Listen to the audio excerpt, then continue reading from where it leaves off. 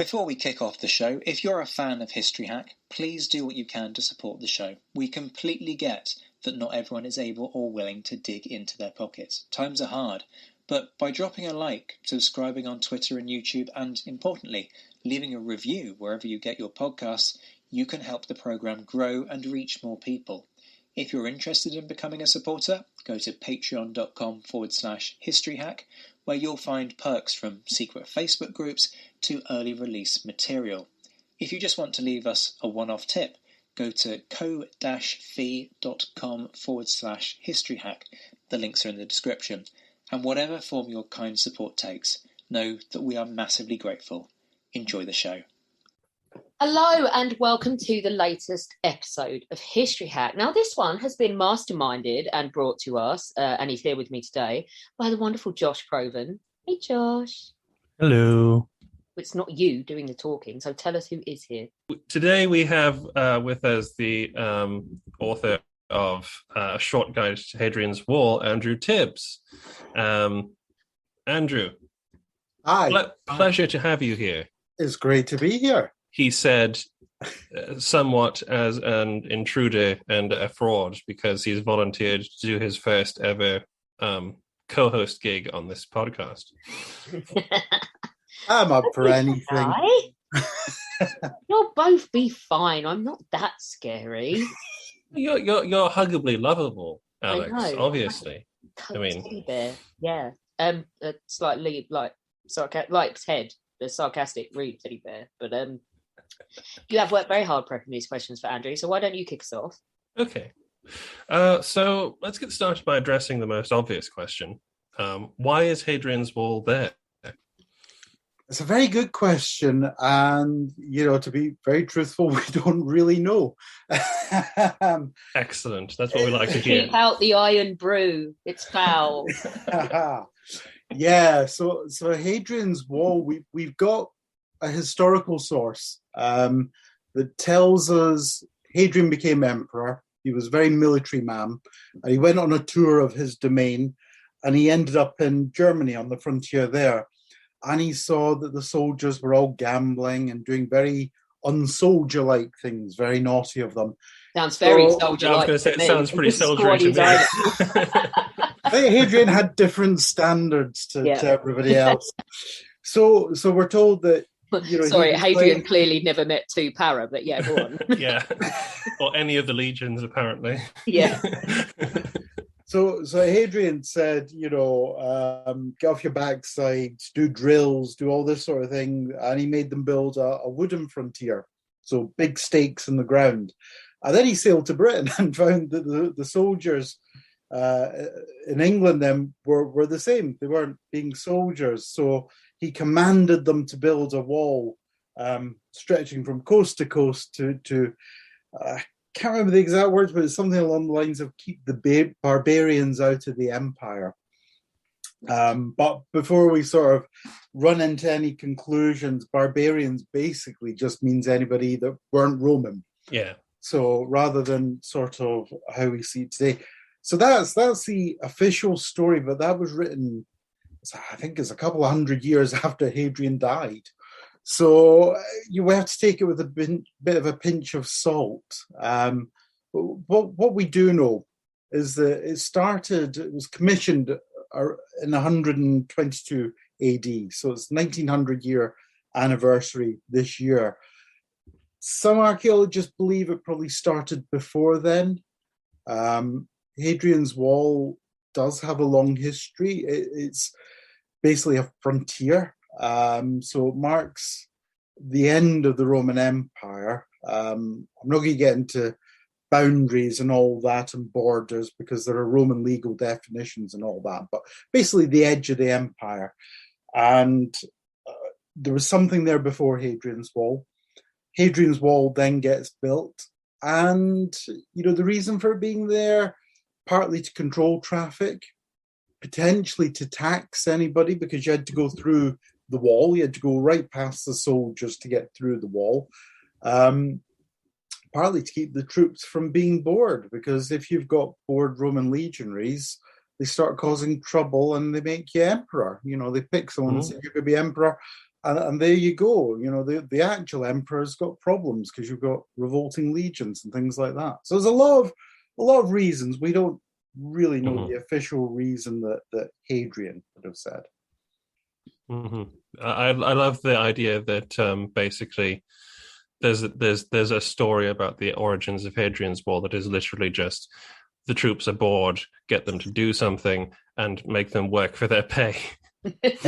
Yeah, but that's probably the main reason they did it, because it's a heck of an engineering feat, and you know, it's like that. You know, soldiers earning their money or punishment. You know, it's a heck of a job building that wall. Well, yeah, I mean, so it replaced what was known, I believe, as the Stangate Line, which was just a collection of forts that ran along the frontier, connected, I think, by a road at one point. But the wall, like you say, is a very complicated thing to build. So what are the elements that make up the wall? What is Hadrian's Wall? What sort of structures are we looking at here? Yes, I think when we talk about Hadrian's Wall, we're kind of misled down a bit of a blind alley because we think of it as a wall, and the wall is only one part of it. Physically, it's a big part of it, but it's within the actual series of structures. It's quite a small part. So you've got the very front. Your first line of defense, you're coming from the north south. You've got what's known as the counterscarp. That's a little rise of earth. Then immediately behind that, you've got the ditch. Now, we'll talk about the vallum in a minute. That's very different from the ditch. So the ditch is on the north side, and it's around, it's about 8 meters wide, and it's about 4 meters deep. And it's what people, if they ever think about Roman ditches, this is the traditional V shape that you go in. There's a little slot in the bottom known as an ankle breaker, so you fall over so you go up this little mound and straight down into the ditch, and it could be, you know, quite painful for you if you go over in your ankle. Roman defenses are always quite nasty with little surprises. At the eastern end of the wall as well, on the counterscarp, there are a series of, they're sort of like pits, little hollows that would have had thorns or caltrops. So these are sort of spiky wooden stake defenses. We found those around Wall's End, so sort of to the east of Newcastle. There's some at a place called Heading on the Wall. Another series of defenses. So beyond the ditch, you then have the wall itself. We have 3 different walls, but I'll come back to that later. Behind the wall, you have what's known as the military way. So it's a road. It seems to run for a large part of it. We haven't found it in every place. Next, we have a north mound. So that is soil gathered from the vallum, which I'll come back to, and then it's piled up onto a mound. In some places, there may have been a bit of roadway on top of that. You have the vallum. It's around 6 meters wide and only 3 meters deep, and it's not V-shaped, it's more U-shaped. The purpose of that, we're really not sure what they were doing it. And that is actually one of the most famous parts of the wall, isn't it? Everybody thinks the vallum is the main ditch and everything, but a lot of people are surprised to find out it's actually behind the main wall. Yeah. So we're just really not sure of the purpose. So it runs for most of the way. So it runs from about Newcastle through to Carlisle. Now, Hadrian's Wall itself stretches beyond Newcastle in the east and beyond Carlisle in the west. But the vallum runs for all that way. And it's just very peculiar because it's quite wide, it's quite shallow. The purpose of it, as I say, we're not too sure. Some people think it may have been for keeping the animals securely. There's one theory that reckons it was a canal. What it does seem to have been is an easy way to move troops around, potentially that way. But also, it's just another defense. So this is what I say when I say Hadrian's Wall sort of leads us down a blind alley, because we think of the wall and anything else is sort of secondary to the wall, and it's not actually. It's a series of defences. If you're coming from the north and you make it over the ditch, you breach the wall, and that does happen in the later period. If you get over the north mound, then you're still slowed down by the vallum, and then beyond that you've got another mound. So it's a series of defences that's designed to slow anybody down, whilst also being quite difficult and challenging for the engineers and the Romans to build it all. Yeah, it's really impressive to see how they made use of the natural landscape and everything like that. And what you're talking about is essentially a massive militarized zone. Yeah. That runs from coast to coast. Josh, take us into ramparts, because there's a key point, isn't there? Yeah. Well, we briefly mentioned the wall itself and the three walls that are known to have existed. There's also in that a very important thing. Just as many people think that the vallum is the main ditch, a lot of people, there's a controversy about whether the wall had a rampart or a walk across the top of it, because obviously at the second, it's only about 6 feet high at any given place. So we don't actually know what the top of it looked like. What's the story behind this? Yeah, so that's kind of getting into really controversial territory with archaeologists. So I think it's quite. We should sort of clarify that we're talking about the walkway and not a rampart, because when you're talking about Roman sites, ramparts are walls themselves. So yeah. So let's use terminology walkway. So it's quite clear. So the idea was that you've got Hadrian's Wall, and then on the top, was there a walkway running the length of it? There's no evidence to support or not support it. There's no clear evidence. There's some circumstantial evidence. There's a capstone found, I think, around the eastern end that some people speculate was basically a paving stone for the top of the wall, which is nice, but you're kind of jumping to large conclusions there because the wall doesn't survive in its original height anywhere.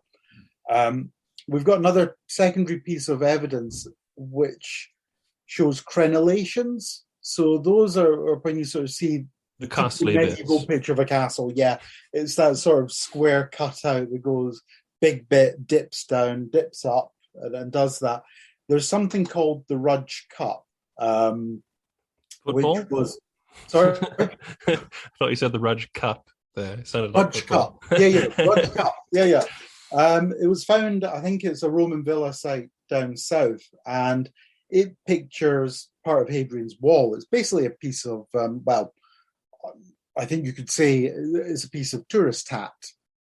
Someone's visited the wall and they've got a nice little souvenir. Mm-hmm. And it's got the name of about 4 or 5 of the forts on Hadrian's Wall, and it shows the crenellations. So that's led some people to sort of say that's evidence there were crenellations. If you have crenellations, it suggests a walkway, because crenellations are there to protect you walking along so no one can fire something at you, or you can hide behind them and fire down on people. That's the only evidence that kind of says we could have something, and archaeologists really are divided into 2 camps. I think there must have been a walkway, whether it was a big stone thing or whether it was a wooden walkway, who knows? But parts of Hadrian's Wall are they're in quite geologically challenging terrain. They're up on outcrops and crags. And if you were responding to someone attacking the wall, they'd made it over the counterscarp through the ditch, and they're starting to hack at the wall and try to get through or scale it, you're going to need to be up there to fire down on people to defend it, but you're going to need to be able to respond quite quickly. So we don't know how many people were patrolling the wall, but they're stationed every so often at various fortifications. And if you're being attacked, you're going to need to pull people in quite quickly. And as I say, some of these parts of the wall are quite remote, even from the forts. It takes you quite a while to get there. You have to go down to the military way, along and back up, and you can be climbing crags. It's all impractical. So I think from a practical point of view, there must have been something on the top. But none of the wall exists in its original form. We've never found anything. If it's been wooden, it's likely to have rotted away.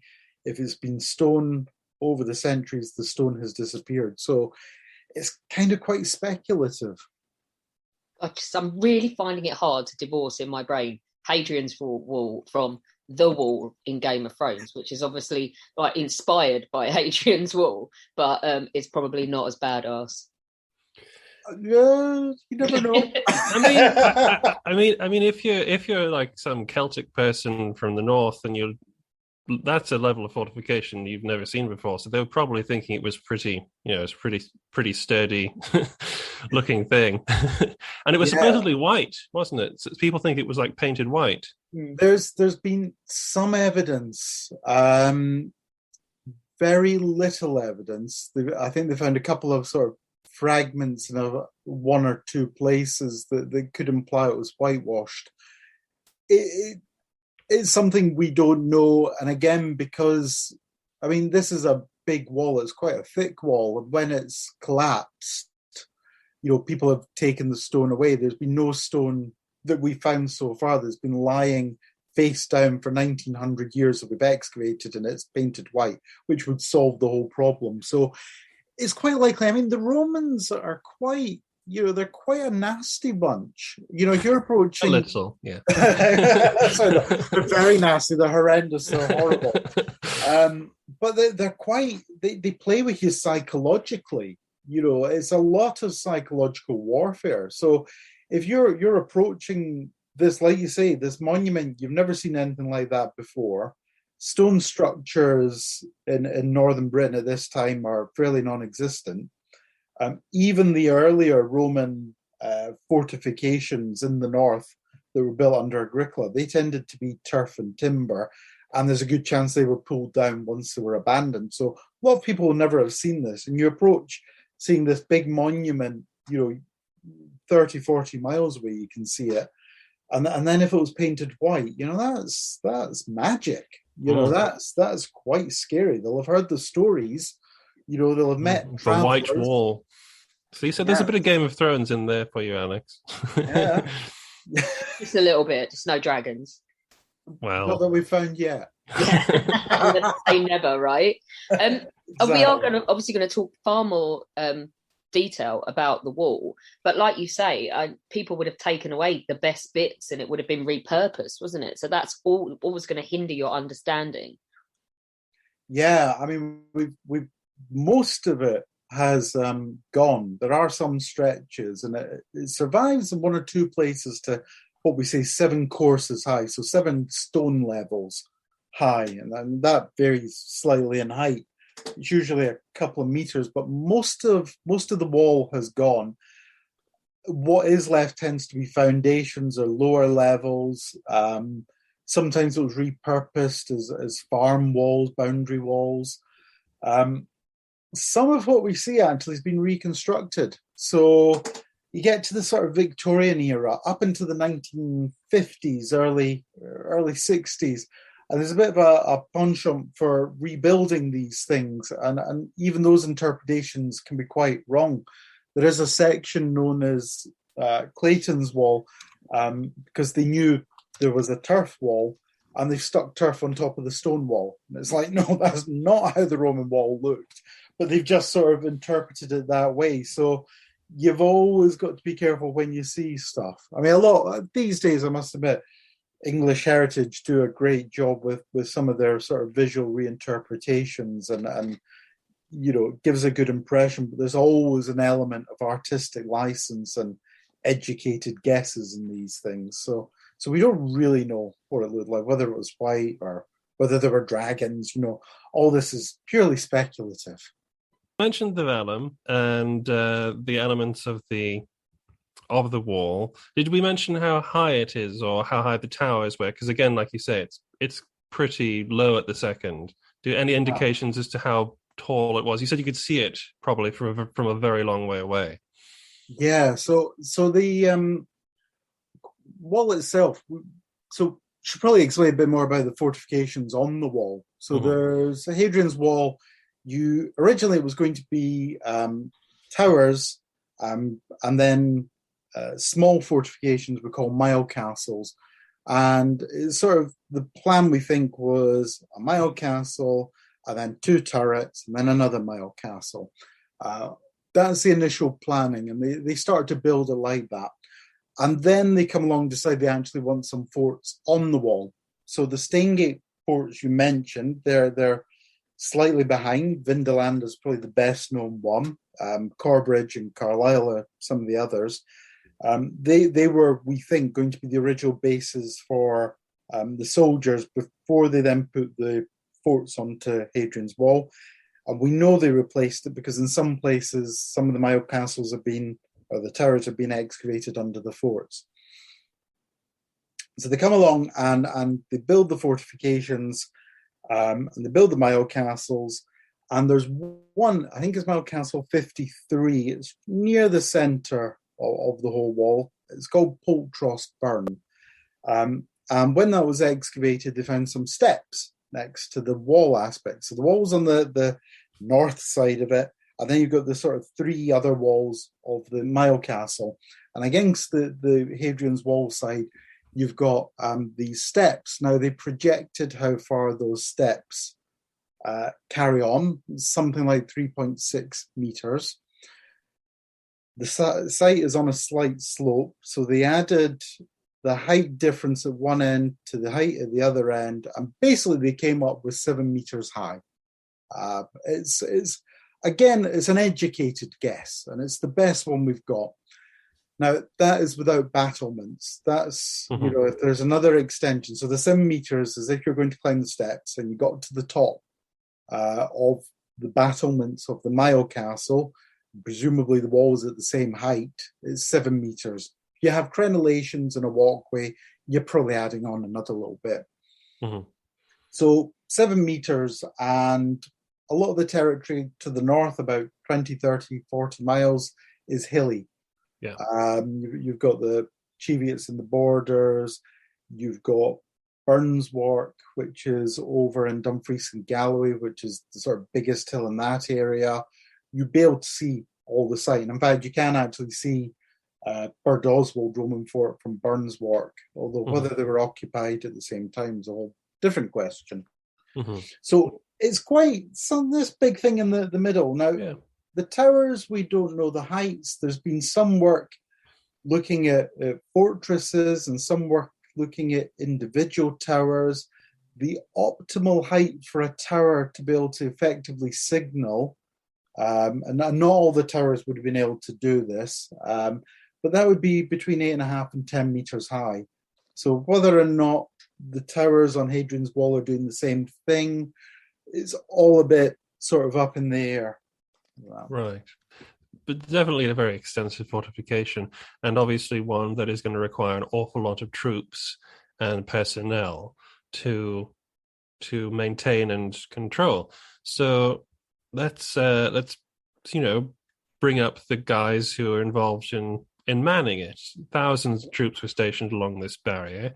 Where did they live, and how many do we think at any given time might have occupied the wall? What are the logistics of this insane thing? So, well, I think how many are manning the wall is, sort of a question from time immemorial. If every fort was occupied and every site was occupied, so every Mayo Castle, every turret, you're talking about tens of thousands of men, which is a lot of people. It's a lot of resource in a stationary position just to protect you from a small groups attacking. So it's very difficult to say, who was occupying it or even really who built it. We're quite limited now. In terms of the construction, we know the legionaries are coming in, so they're sort of the official proper soldiers of the empire, the one you always see in the films and everything. Their main base is York, but they've got detachments all over the place, and they start to build the wall. You've also got auxiliary soldiers, which are probably occupying a lot of the forts along the wall, and these are basically the hired help. These are the people that come in. Well, like legionaries, they can come from all over the empire, but these are more mercenary style people, I guess, would be the easiest comparison. So it's very difficult to say. We know how many people are meant to be in a fort, how many forts we have. We have 17 along the wall, or we have rather 15 along the wall, and we have Vindeland and Carverin, which are on the Staingate, but were definitely occupied when the fort, when the wall was in use. But it's very difficult. You pluck a figure out there, you could have 5 people for one section. Yeah. We've found some of the mile castles, I think, have what we think are mini barracks with like 4 cubicles. So does that mean there were only 4 people manning it? Which is, given that a mile castle tends to be the way through the wall, would 4 people be able to defend you between 30 people trying to bash the door in and breach it? It's a good question. It's a good question. If they've got a giant, all right, I'll stop. That's true. It's true. Exactly. I mean, if you've got giants and dragons, then you really need to be thinking of different kinds of defenses. Really, we do know that one of these people was potentially my great, etc. granddad. So, I mean, hail Caesar, then cool. Yeah. That's a nice one. This wall, though, I want to ask. It was there under Roman sort of use for a long time. Does it evolve? So Hadrian's Wall. So the construction officially is 122 AD. May have started a little before that. This is a huge civil engineering project, and it's quite complex. You have to source where you're going to get your stone from. What line are you taking? You have to organize supplies, temporary accommodation before you build everything. So huge logistical thing. Probably did start planning before Hadrian arrived. It's in use for around 20 years initially. So it seems to go out of use around 142 AD. Now, that archaeologists sort of talk about it being abandoned at that point because around that time they start building the Antonine Wall in Scotland, which is built Hadrian's successor, Antoninus Pius. He decides, so what Roman emperors tend to do, they want at this period to have a bit of prestige. So they have to do something militaristic to look brilliant. Britain was always the sort of target because Julius Caesar had come, but he hadn't really stayed, and everybody wanted to do better than Julius Caesar, who was the benchmark. Hadrian sort of changes that because he creates the line in the sand. But Antoninus Pius isn't really a military man, decides he needs the prestige, invades Scotland, builds a wall. Virtual replica of Hadrian's Wall, except it's built out of turf. But all the defensive arrangements are generally the same. So the Antonine Wall seems to be occupied again for a period of about 20 years, till about 162 AD. Around that time, Hadrian's Wall seems to be being refurbished. So there's a couple of repairs, a couple of things like that. It's really fully repaired and refurbished in about the early 3rd century, late 2nd, early 3rd century, under the next emperor, Septimius Severus, who goes on a massive campaign in Scotland. So there's a bit of trouble at one of the walls that the locals keep breaching it and they bribe and doesn't work. So he decides, I'm going to have a big military campaign. Hadrian's Wall refurbished. Arbea Fort at South Shields is basically converted into a giant granary. So it's a big Roman fort, gets really converted so it can supply the troops to the north. So there seems to be sort of these big periods where it keeps coming back into use. So it's never really abandoned, I don't think. Mm-hmm. I have to say that the Antonine Wall is an entire other podcast in itself. And what I will say is that it always made more sense that you would make a wall at that narrow point that they did the Antonine Wall rather than this thing here. And I guess we should blame Agricola's, forward depots for the placement. So, I mean, Hadrian's Wall is still in a narrow neck of land. It's between the Solway Firth and the River Tyne. And I think back then the River Tyne would have looked completely different. It'd be more like an estuary then, I would imagine. So, in terms of early cartography, it kind of makes sense because Hadrian's Wall follows the river valleys till the central section, then it follows the crags. So it's kind of, again, this is the Antonine Wall replicating it without diverting off. Could have been cheaper though, because it's smaller extent. Well, that's why they build out there. The Antonine Wall is a whole completely different thing with the Agricola, and that's more. We're dangerously close to a rabbit hole here. Yes, that's more my academic specialism of 4th century Scotland. Step away from the rabbit hole. Yes, exactly. Let's save the Antonine Wall for another day, and then Agricola is a complete other day in itself. And Roman Scotland itself and everything. We've got 3 more lined up now. Awesome. But so the wall, with permission, Alex, we'll move on. The wall becomes much more than a military installation because of the length of time it exists, So, and one of the most interesting things about the remains when you visit it is obviously those things that are not just solely military. So, how did civilian life, like businesses, religion, society, etc., interact and connect with the wall?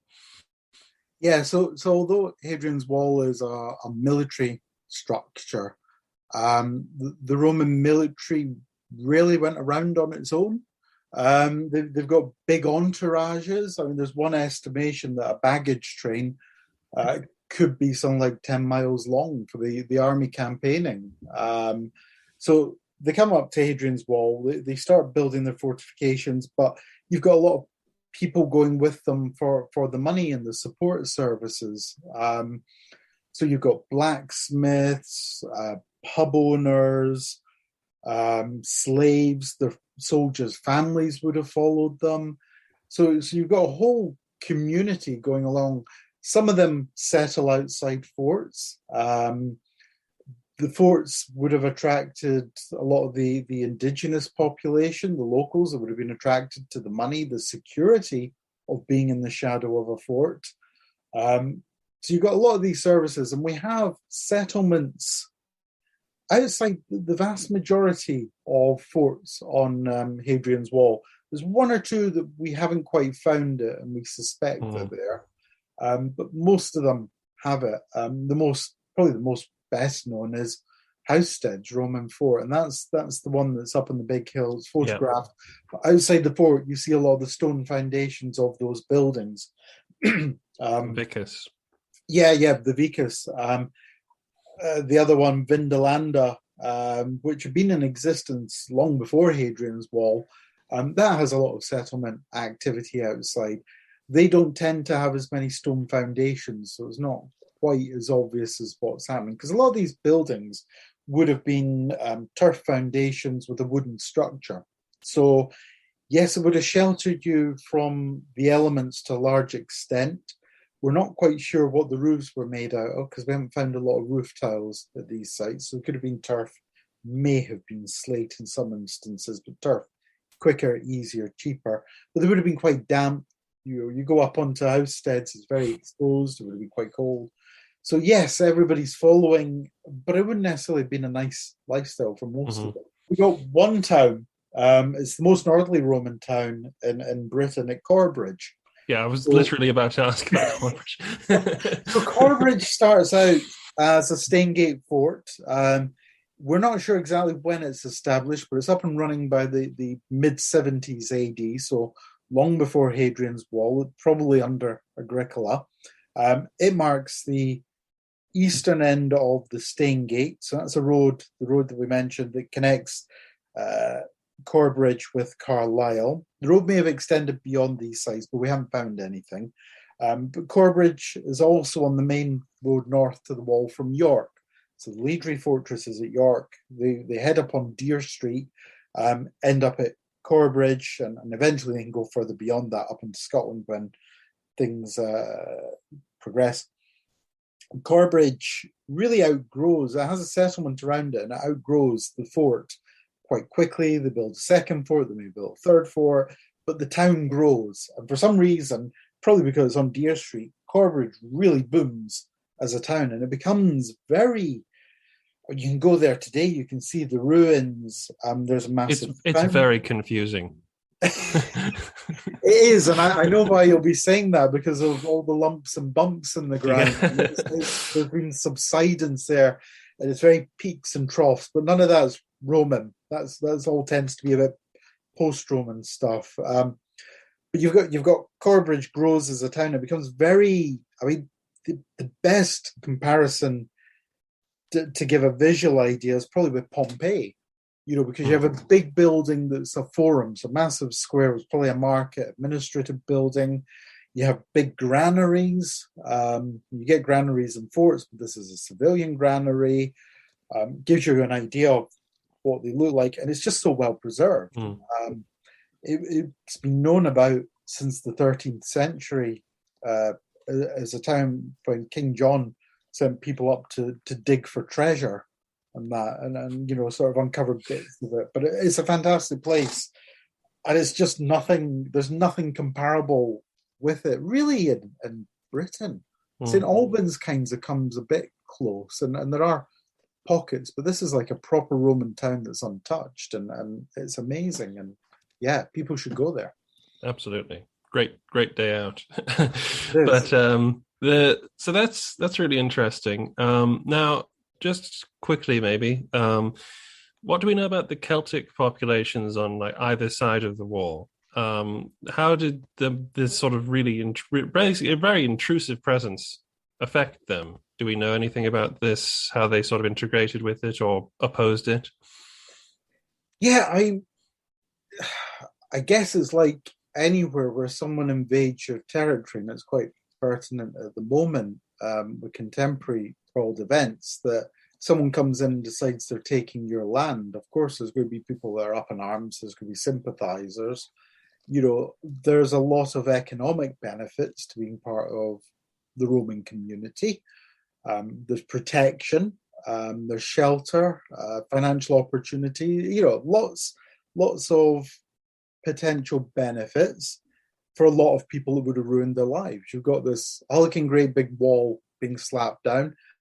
Like we talked about the military zone, so there's a lot of disadvantage. You could lose everything. And if you oppose them, you could lose your life.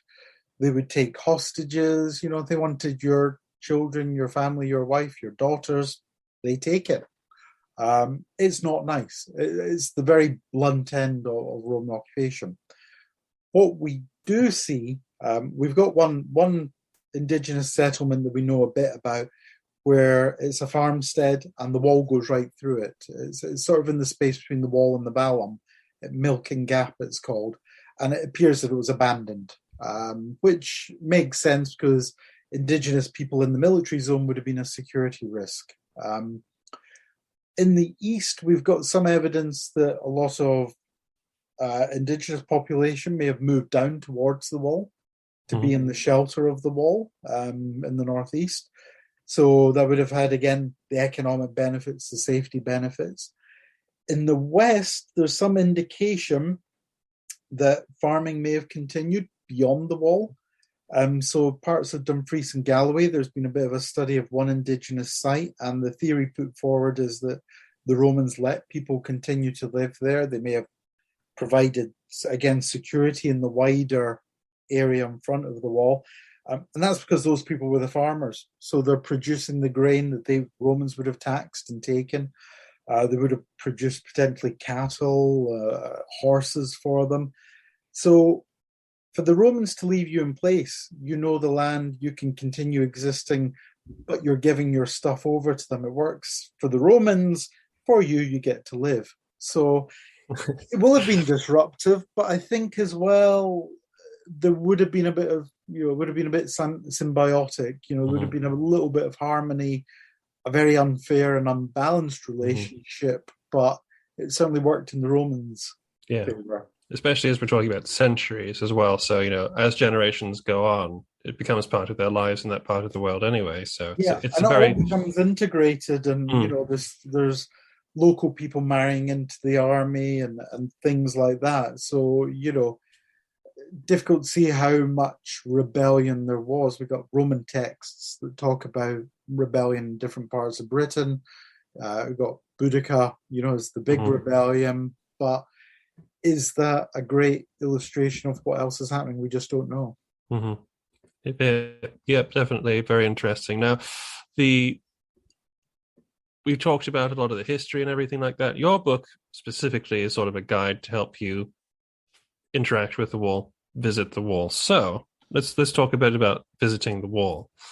So if you're traveling to the, in quotes, Roman frontier nowadays, what's the best way to visit the wall, do you think? So there is a bus which is known as the AD 122. It runs for a large part from Newcastle towards Carlisle. It doesn't quite get to Carlisle. If you're doing public transport, that's the easiest way, if not by car, because you're talking about somewhere that's fairly rural, remote, and car, you get to stop in places and look at things. So I always think east to west is good, because there's so much on offer, and different sites offer different things. There's a good sort of collection of sites in the sort of northeast Newcastle area. I'm always told if you're walking the wall, you go from west to east because you're against the prevailing wind. But I must confess, I'm not one for walking the wall. So yeah, I can understand that. Yeah, but I definitely think east is the best place to start. And I always say to people, start at Arbea Roman Fort at South Shields. It's the site of the first archaeological park. It was discovered in the late 19th century. They did excavations. It became a public park, but it's got some replica Roman buildings. So it's got a fantastic gatehouse, gives you an indication of how big these things would have been. It's got a barrack block that you can have a look and see how the Romans lived. And it's got commanding officers, half a praetorium, that building's called. Very sort of Italian-esque in style. These things are 30 odd years old. So, our views have slightly changed of them, but they still give an impression of what these buildings were like. And they got the rest of the site laid out. Now, I should say Arbea isn't a Hadrianic site. It's slightly later. It comes in under the Antonine period. There's probably a Hadrianic site there. But again, we can't pigeonhole our views of Hadrian's Wall into one period, because it's a multi-period structure. Segedunum, which is Wallsend Roman Fort, is a great one. It has some replica buildings. It's got a great viewing platform, great museum. Moving sort of further inland, Heading on the Wall is the first large stretch of wall that you can see, and it's got the Wylam Brewery in the village as well, so it's always worth a wee visit. And then you come to the central section, and you've got Vindolanda, great fort, great facilities, great cafe, ongoing excavations every year that you can actually see them finding stuff. And UNESCO heritage site because of a certain amount of tablets. Yes, I've heard of them. You've got the tablets. You can see some of them. The rest of them are in the British Museum. Great. I can't remember which one they've got on display at the moment. There's a great description of wretched little Britons. So that kind of sums up the Roman view of the locals. What is the Latin? The Bruton City or something like that. It is. Yeah. So Vindolanda is a great one because you can see the archaeology in action, and there's something like 13 forts on top of each other there. I was there 2 years ago, and they uncovered some of the original wooden defences. So fantastic to see what they've got going there, and the lead of the excavators, Andrew Burley and Marta Alberti, are great. You're always open to questions if they're out there, and that you can't really miss them. Housesteads is the big dramatic one on the hill. It's a great one to see. You need a fair bit of puff to get up the hill, but the views are fantastic, and it really shows you how remote the wall would have been and how bleak. I mean, I've been up there in spring with students, and we've had snow, rain, sun, hail, all in the one day. I also get push for Chester's Roman Fort. Slightly different, gets overlooked because it's not in such a dramatic location. But it's got a great bathhouse down on the river. And it's just a very nice, tranquil site, but it's so key to the modern history of Hadrian's Wall because it was excavated by John Clayton, who owned the house next door. John Clayton bought up so many forts in the wall and preserved them to what we see today. And then the other one I'll mention is Bird Oswald Roman Fort, which is over towards Carlisle. It's one of the best preserved. It's also got ongoing excavations from Newcastle University. So early summer, I think it's around May, June, the students are out there excavating, doing tours. And they're currently, I think this year, working on some of the settlement. So they're not doing the fort itself, they're doing around the fort. So slightly different from what you see at Vindolanda. And a great site. I'm going to mention one more, actually. Great Chesters. It's probably the most overlooked, but probably the best preserved fort on Hadrian's Wall. Slightly remote. There's no visitor centre. It's in a farm. There's Hadrian's Wall footpath going through it, so you can visit it. But the wall survives up to, the fort walls survive up to 7 or 8 courses high. It really gives you an impression that hasn't been tinkered with. So Bird Oswald's had a bit of consolidation, so is Chester's. Vindolanda, that's what they do once they dig it, they reconstruct it. You see the Great Chester's, very overlooked because it's so rural, but it really gives you an impression of the post-Roman, what it looked like afterwards. Sorry, that's a whistle-stop. Great. But there's so many, we're talking 70, 80 sites along and around Hadrian's Wall that are all worth seeing. Absolutely. Alex, I feel like I've been hogging a lot of the microphone here. Do you have anything for Andrew? I just presumably this is your book acts as a guidebook as well. So I am actually going, and I literally, because in my ignorance, I just put Sycamore Gap on the list because I want a really nice photo. And I'm now starting to think, damn, I need to read this book because I can't just swing by all the other stuff and not notice any of it. Yeah. So Sycamore Gap, the Robin Hood tree and all that, although I think it was heavily featured in Prince of Thieves, which I was made to go to as a school trip. So it's a film I do not like. but that's moving into a whole director. You know that Kevin Costner locked him out of the editing suite. Yes, and edited down Alan Rickman, who's brilliant. He was better than he was. Exactly. I caught it at Christmas. It gets very camp at the end, which, anyway, we digress. Sycamore Gap's a great one. So the book, so there isn't really a whole guide to Hadrian's Wall, and what we haven't mentioned are the outpost forts. There's several to the north. There's supporting forts to the south. There's a whole line of defences down the Cumbrian coast, and there's no book that isn't. There's one or two really in-depth archaeological books, which is great if you're into that. But for the ordinary visitor who wants to know a little bit, but not tons, wants to know a few nice facts, there was no book. So I decided to write the book. It goes from east to west, but it tells you if you want to go to Sycamore Gap, there's no car park there. It's not an easy You have site. to go to Steel Rig or whatever it is, don't you, and walk. Exactly, yeah. So it kind of tells you that in the guidebook, go to this car park, walk there. If you're doing, Sycamore Gap, tells you there's a few other sites nearby that it's worth trying to combine it. Tells you how easy it is to park there. Tells you if you've got a dog, what to look out for, because I have a dog. You go to Great Chester's, you go through a field of sheep, which... There's sheep everywhere. So he loves that. But it's kind of... Hadrian's Wall is now garrisoned by sheep. It's just the rule everywhere. sheep and the occasional tourist. But yeah, it kind of tells you the main sites and what to see, but it tells you some of the hidden sites. So you're going to Sycamore Gap, you come across a couple of mile castles, you go to Housesteads, where you can see the fort. There's also Housesteads Mile Castle. It's kind of just wanting to open up some of the more hidden things. But one of the other things I've tried to do is sort of inform people about how accessible Hadrian's Wall is, because it's not an easy site if you have mobility challenges. Very little of it is wheelchair friendly. Which at this day and age, and when you see what they do in things like the German frontiers, quite terrible now.